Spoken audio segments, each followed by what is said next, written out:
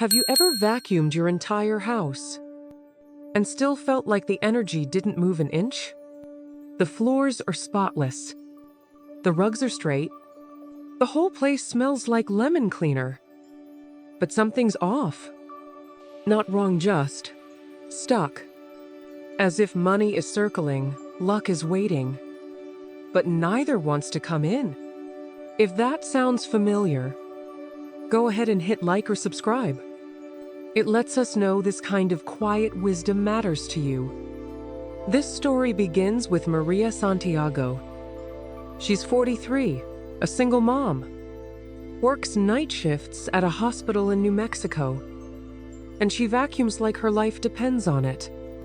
Every Sunday, like clockwork, cord unwound, machine humming, head full of everything she can't say out loud.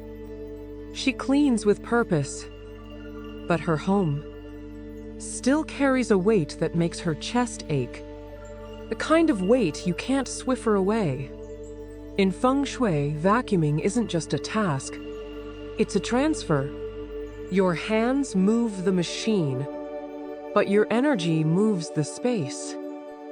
And the way you vacuum, your speed, your mood, even your lighting, can either open the door to wealth and flow, or quietly block it for weeks. So today, we're stepping into Maria's home, into 5 everyday vacuuming habits that look innocent, but in Feng Shui, they quietly trap money, energy, and momentum. And we'll follow her through frustration, insight, and release, because sometimes the deepest healing starts with what we choose to let go of. Let's begin. Sunday afternoon, and Maria had hit her limit. She was tired. Not the kind that sleep fixes, but the kind that sits in your bones like static. The hospital had messed up her hours again. Tyler, her 14-year-old daughter, barely looked up from her phone anymore. And someone had eaten the last spoonful of Rocky Road without even rinsing the bowl. She grabbed the vacuum like it had done something wrong. It rattled to life, louder than usual, and Maria marched from one end of the house to the other, cord dragging behind her like a tale of tension. She wasn't cleaning. She was purging frustration. But the funny thing was, the more she vacuumed, the more annoyed she felt.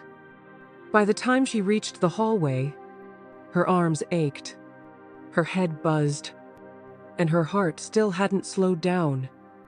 In Feng Shui, vacuuming is more than just surface work. It's an energetic act. When you clean with tension in your body, you're transferring that same tension into the space. It clings to walls. It sticks to corners. It loops back into the places you thought you were clearing. It's a classic Feng Shui mistake. Moving energy when you yourself are not ready to move. Because energy listens. It mirrors. And if your movements are rushed, distracted, or angry, your space absorbs that frequency, then gives it right back. Maria didn't realize it at first. She thought she was doing the right thing. At least I'm getting something done, she told herself. But deep down, there was this quiet belief. If I keep moving, I won't have to feel this. That belief had roots in her marriage, which ended quietly 4 years ago. In the mornings, she got up at 5 a.m. to prep lunches no one thanked her for. In the way she poured out care at work, then came home to a house that still felt emotionally cluttered. She wasn't just vacuuming rooms. She was vacuuming through grief, through resentment, through numbness, and the house knew. It's kind of like trying to clean up after a dinner party while arguing with a guest on speakerphone. The motion is there, but the energy? It's scattered, sharp, unwelcoming. And in Feng Shui, that kind of energy doesn't invite money. It repels it, because wealth doesn't flow into chaos. It flows into presence. It was Jasmine who finally said something. Maria had just finished vacuuming for the third time that week. She slumped into the kitchen chair, sweat on her temples, face pinched tight. Jasmine raised an eyebrow and said, "You clean like you're mad at the furniture." Maria blinked, then laughed. "And then," she cried. They sat on the floor that evening with mugs of peppermint tea. And Jasmine said something that stuck. "You don't have to earn peace by burning through the floor. You're allowed to bring calm into your space, even when life isn't calm." That next weekend, Maria tried something different. She waited until Tyler was out with friends. She opened a window, put on a playlist that didn't make her feel rushed. Then she vacuumed. Same machine, same hallway, but with different hands. Softer ones. And halfway through the living room, she paused. Not because she had to, but because she realized she finally felt the space breathing back. In Feng Shui, flow doesn't just come from what you remove. It comes from how you move while removing it. Vacuuming while angry might get rid of crumbs, but it also spreads the emotional dust you've been trying to escape. And if you're always cleaning from a place of tension, don't be surprised when your money energy stays locked behind a door you didn't mean to shut. Tyler walked in later and sniffed the air. "You vacuumed?" she asked. Maria smiled. "Yeah, but this time, I didn't fight the vacuum." Tyler shrugged. "It smells lighter." If you've ever cleaned in a bad mood, thinking you were pushing stress out of the house, maybe it's time to ask, was I really clearing energy or just spreading mine around? You don't have to be perfect to clean with peace. You just have to be present. And hey, if you've ever muttered curse words at your vacuum while blasting Beyoncé at 90 decibels, you're not alone. Maria once apologized to hers out loud. Maria liked vacuuming at night. Something about the quiet made it feel productive. No phone buzzing.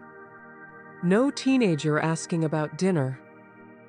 No emails or noise, just her, the vacuum, and a half-lit house that echoed with silence. It became her ritual. 9:30 p.m., slippers on, lights dimmed low. Just enough glow to see the dust, not enough to really face the mess. She'd start in the kitchen, work through the hallway, skip the corners with shadows, because, well, she couldn't really see them anyway. And to her, that was fine. Until one night, her neighbor, Mrs. Lee, leaned over the porch railing and said in her usual no-nonsense voice, "You know, vacuuming in the dark invites the wrong kind of movement." Maria blinked.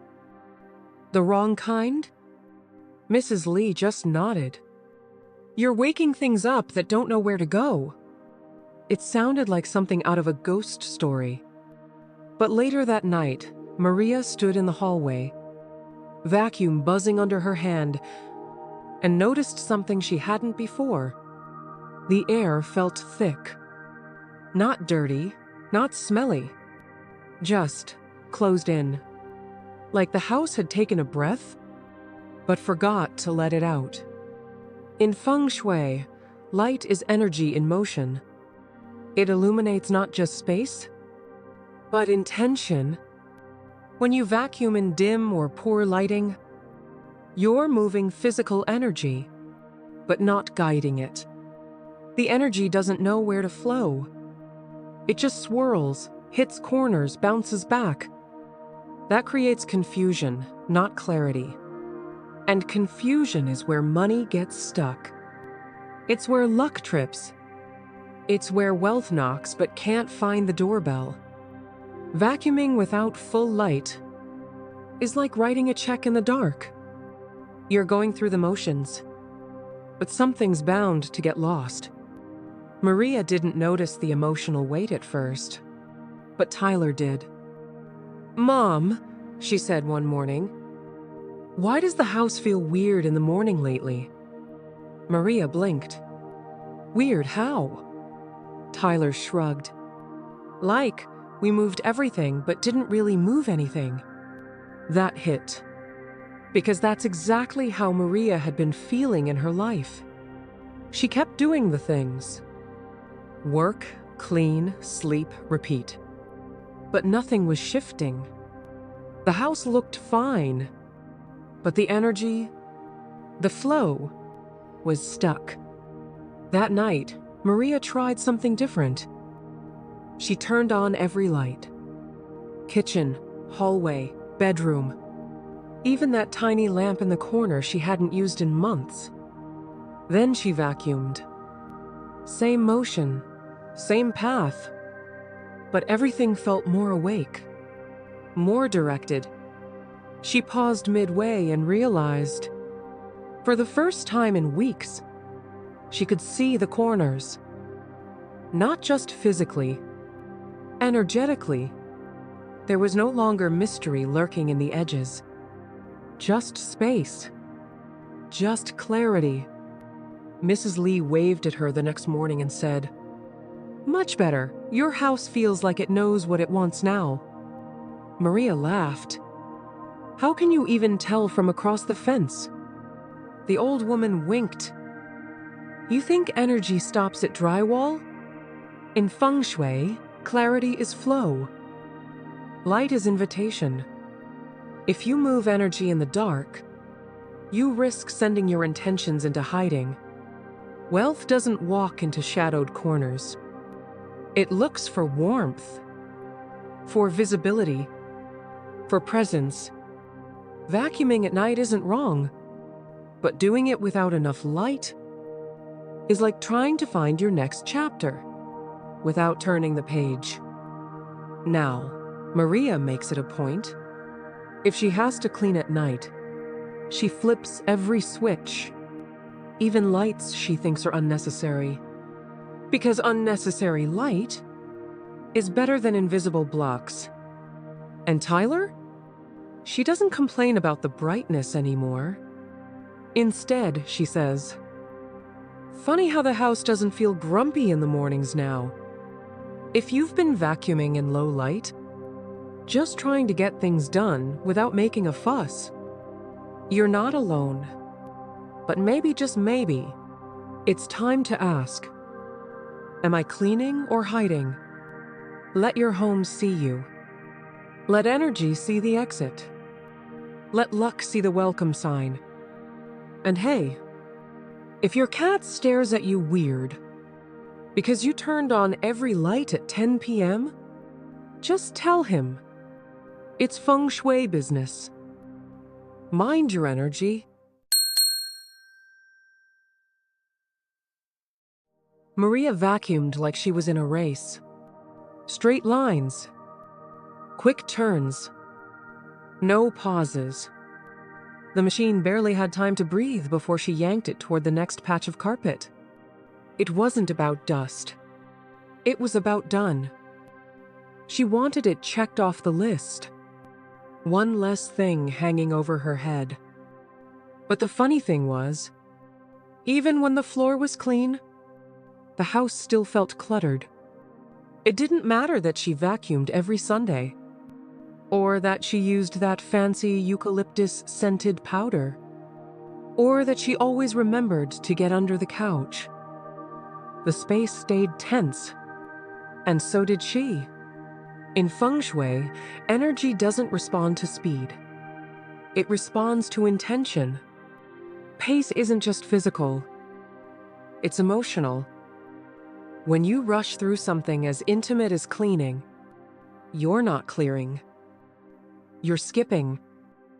You're pushing energy around without giving it time to find its way out. And worse, you're mirroring the exact energy that's causing the stuckness in the first place. Vacuuming too fast is a classic Feng Shui mistake. Because flow takes time. So does presence. So does healing. Maria had gotten so used to rushing that she didn't even notice anymore. That was just life. Checklists. Bills. Deadlines. Emotions she didn't have time to feel. Until Calvin said something. He was a patient at the hospital. 82, ex-school principal, had a thing for riddles and ginger candy. One night during her shift, Maria wheeled him back from physical therapy. And he looked up at her and said, "You move like someone who's always trying to catch up to herself." She froze. "Excuse me?" He smiled. "You move fast, but your eyes stay tired. That's not pace. That's survival." She laughed it off. But she heard it. And that weekend, as she zipped through her vacuuming routine, his voice echoed in the hallway. "You move fast, but your eyes stay tired." That Sunday, she tried slowing down. Just once. Just to see. She put on an old soul playlist. The kind she used to love before Spotify told her what to like. She vacuumed the hallway like she was dancing in it. She let the machine hum a little longer over the rug. She noticed how sunlight touched the edge of the baseboard. She didn't think about the next task. She just cleaned. Fully. Softly. And something strange happened. The house felt quieter when she was done. Not because there was no sound, but because there was no urgency left echoing in the walls. Even Tyler noticed. She walked into the living room and paused. "Did you, vacuum differently today?" Maria smiled. "A little. Why?" "It smells calmer." In Feng Shui, fast energy isn't always good energy. Sometimes, it's chaos in a clean suit. Sometimes, it's anxiety dressed up as productivity. Sometimes, it's the reason money doesn't stay. Because nothing in your life feels safe enough to land. Energy moves where it feels seen. So does luck. So does wealth. And if you're always in a rush, they'll wait until you slow down, before they enter the room. Maria told Jasmine about it later. Her cousin nodded slowly and said, "Speed is a trauma response, you know. Even when we're vacuuming." That line hit like a soft slap. Because it was true. Maria had learned to move fast, because stillness had never felt safe. Until now.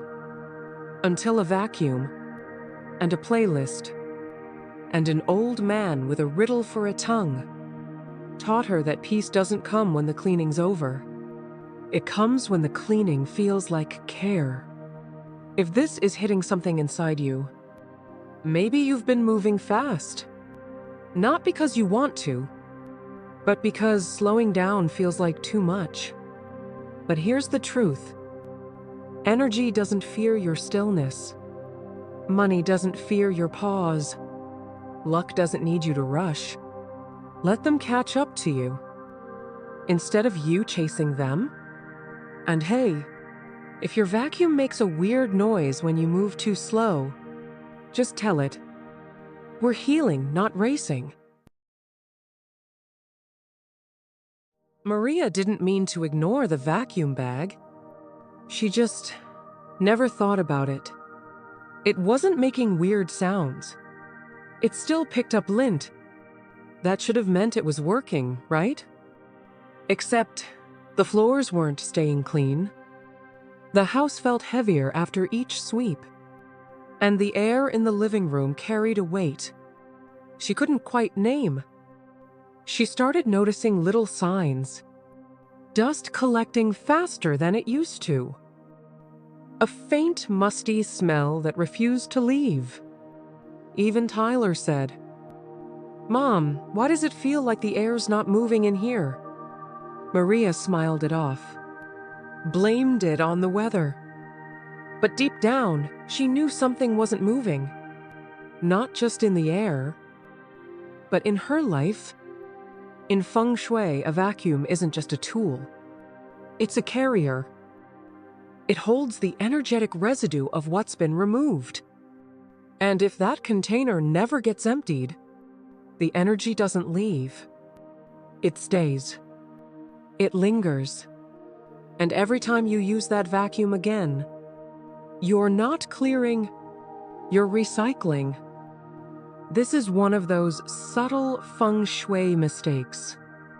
That feels harmless on the surface, but it blocks wealth, money flow, clarity.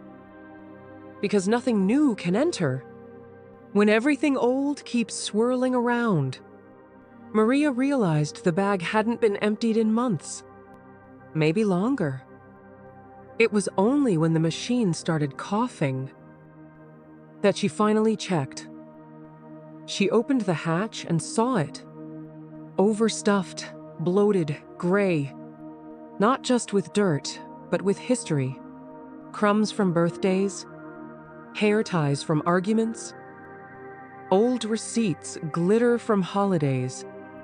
She didn't even enjoy that much. She sat back on her heels and whispered, "Oh, it wasn't just about the vacuum. It was her life. Too full, too held, too many things stuffed into small spaces and never released." Jasmine came by that evening. Maria told her what she found, and Jasmine, always the mirror, just said, "You know, you vacuum your house like you carry your heart, always trying to make it work, but never emptying what's already too heavy." That line didn't sting. It landed.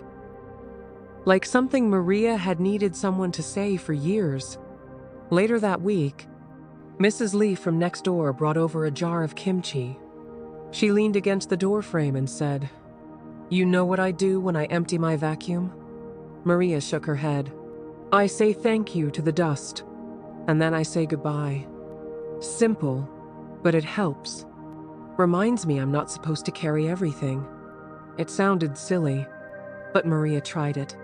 The next Sunday, she vacuumed slowly, then emptied the bag, even though it wasn't full. She took a deep breath, looked at the contents, and whispered, "Thank you. You did your job. Now go." In Feng Shui, release is flow. Holding on to dust, physical or emotional, creates weight that blocks money, energy, and clarity. We say we want new opportunities, but we don't make space. We say we're ready for wealth, but we keep the bag full, just in case. Maria didn't want to live like that anymore. No, every time she vacuums, she empties the bag. It's no longer a chore, it's a choice. And the change? It's small but powerful. The air feels lighter. Her mood stays steadier. Even Tyler started sitting in the living room again. Instead of hiding in her room, she said, "I don't know. It just feels better in here." If you've been cleaning, but nothing ever feels cleared, maybe it's time to check your vacuum bag. Maybe it's time to check what you've been storing. Inside your tools, inside your habits, inside your own chest. You don't have to hold it all. And hey, if you find a movie ticket stub from 2017 and a single goldfish cracker in there, you're in good company. Maria once found a pencil with her ex's name on it. She smiled, then tossed it in the bin. No hesitation. Maria didn't think twice about where she left the vacuum. After all, it wasn't running. It wasn't plugged in. It was just leaned up against the wall, nestled between the entryway rug and the console table that held her mail and keys and spare change. Sometimes she'd leave it by the kitchen archway. Other times, right near the corner of the living room, where that big green money plant sat next to the small wooden bowl that held her emergency cash. It was never meant to be permanent, just convenient. Until Tyler spoke up.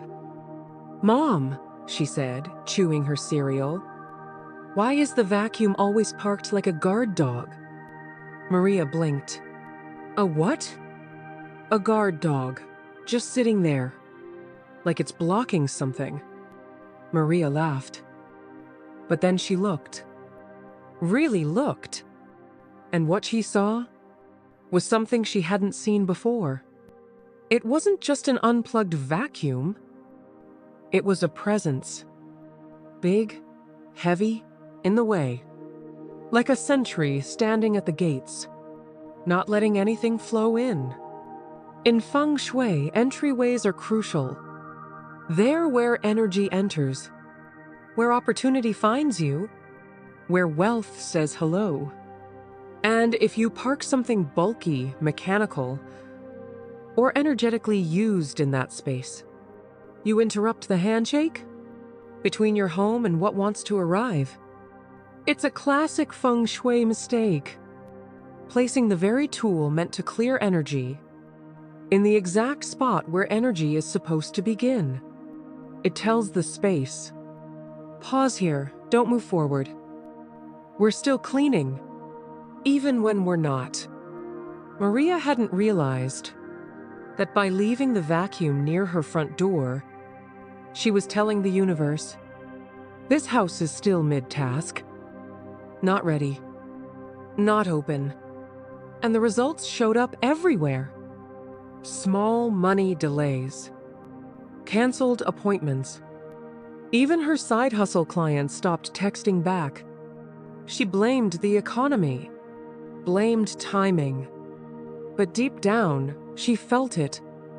This sense that things were trying to get through, but something was always in the way. That Sunday, as she vacuumed the bedroom, she suddenly stopped mid-pass, unplugged the machine, and wheeled it straight to the coat closet. It didn't belong out there anymore. Not in the open. Not near the door. Not beside her money bowl. She made space again. For breath. For movement. For arrival. Later that day, Mrs. Lee caught her coming back from the mailbox. "You moved the vacuum," she said flatly. Maria smiled. "I did." Mrs. Lee nodded. "Front door looks lighter now, like it's finally exhaling." In Feng Shui, flow requires clarity, and clarity begins at the point of entry. Leaving a vacuum, a symbol of work, noise, dust, near the places meant to invite ease, comfort, and cash, is like leaving a pair of muddy boots on your welcome mat with a sign that says, "We're still scrubbing life." Now, Maria's entryway stays clean. Nothing blocking the rug. No tools left behind. Just a small bowl of coins, a reed diffuser, and a quiet sense that maybe, just maybe, this house is finally open to receive. And maybe she is too. Tyler walked in one evening and tossed her backpack on the bench. "Where's the vacuum?" she asked. Maria didn't even look up. "In the closet." Tyler paused. "Oh, that's weirdly satisfying." Maria grinned. "Yeah, I guess it is. If you've been doing all the right things, clearing, decluttering, even vacuuming regularly. But life still feels like it's on pause. Maybe it's time to look at what's sitting at your door. Maybe the block isn't emotional. Maybe it's just parked wrong. Try moving it. Try making space. Try saying, "I'm ready now." And hey, if your vacuum's been guarding your wealth corner, like a loyal but clueless dog, just give it a pat, say thank you, and show it to the closet. Maria did. And everything got quieter after that, in the best possible way. Maria didn't change her life in one day. There was no dramatic makeover, no new furniture, no magical money windfall. But week by week, with every slower vacuum pass, every brighter light, every emptied bag, and every quiet choice to clear space, her home began to feel less like a battlefield and more like a breathing body. She stopped rushing, stopped dragging yesterday's energy into tomorrow, stopped blocking her own front door with the very tools meant to set her free. And the space responded, not with fireworks, but with small, steady openings. A refund check she didn't expect. A quiet apology from Tyler after dinner. A long, deep sleep she hadn't felt in months. That's the thing about Feng Shui. It doesn't scream. It whispers.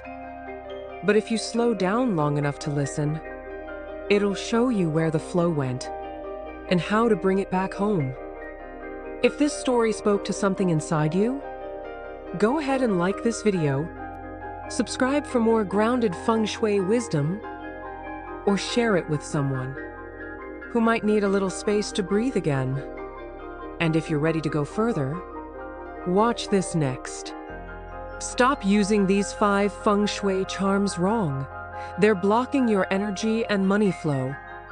Because even the things we think bring luck can quietly drain it if we don't use them right.